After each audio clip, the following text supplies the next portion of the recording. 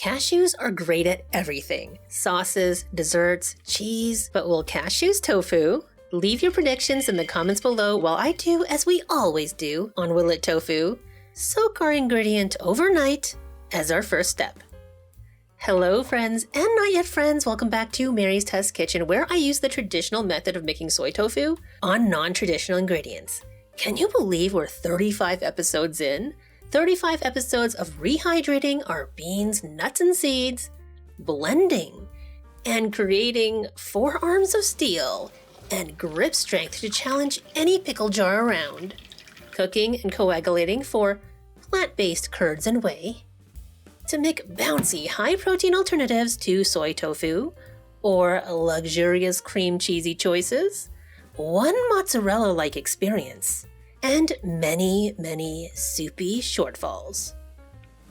After rehydrating our raw cashews for 24 hours, they don't look too plumped up to me. Our eyes did not deceive us. They only soaked up 204 milliliters of water, or 44% of their original dry weight. To compare, soybeans typically soak up 100 to 200% of their original dry weight at least. Does this correlate to tofu success though? Not that I can see, so why keep measuring this? I don't know, sometimes you just have to record the data to have the data. Moving on, I'm going to blend with double their volume of water, half at a time. And as pretty much always, 30 seconds at high speed in my Vitamix.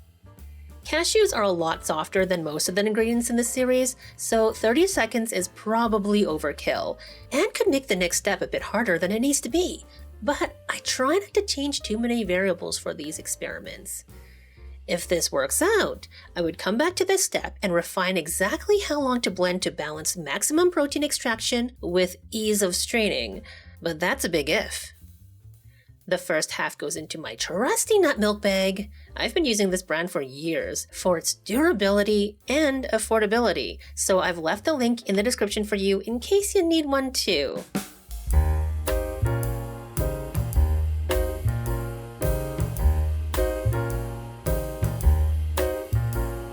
In goes the second half. It's at this stage, separating the creamy milk from the fibrous pulp, I always ponder different ways to do this. I consider your suggestions, and I've even tried some of them. But there's a reason I always go back to the trusty nut milk bag and a little elbow grease. This way is simple, quick, and easy to clean up afterwards, and the milk always comes out smooth and grit-free. Plus, I know you can replicate this at home. As expected, the cashew milk is a bit tedious to strain, but eventually, after about 7 minutes of solid effort, we're rewarded with this dreamy cashew milk. Time for our first taste test. It has a beautiful, silky mouthfeel, but not super thick. It's watery, it's a little sweet, and you can definitely taste the cashews, but it's mild, so delicious. I almost want to keep it like this. The pulp is wetter than I would like, but not too bad. The texture looks gritty and certainly is the same on the tongue, but not choky like peanut pulp was. Instead, it still has a creamy quality, so I could just mix some seasonings in for a spread or a dip. And it's quite a small quantity, but even adding some live sauerkraut juice and letting it ferment overnight could lead to a cheesy snacky. Or just throw it into a quick bread for extra flavor and fiber. Not sure yet, but I'll use this for sure. As for the milk, I can guess that there's a bit of starch in there based on the nutrition information of dry cashews, probably like 75 to 100 grams at least. If you can recall from past episodes, starch-filled soy-free tofu comes out not so great, in my opinion. And sometimes the starch seems to interfere with the milk separating into curds and whey, so I let this milk sit undisturbed so the starch can sink to the bottom of the bowl.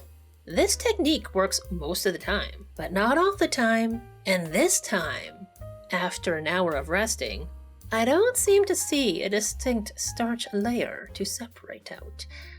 But after I pour it, there is a layer after all.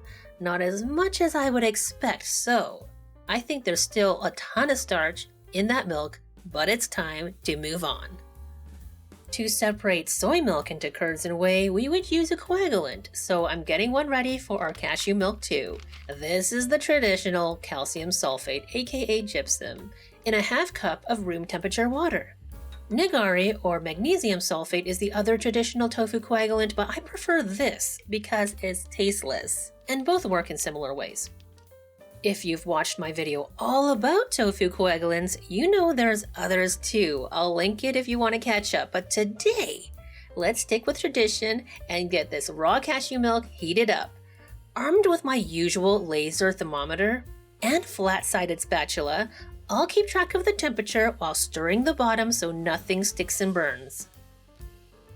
Soy milk will coagulate nicely at 165 degrees Fahrenheit, but with some milks in this series, we got better yield from a full boil.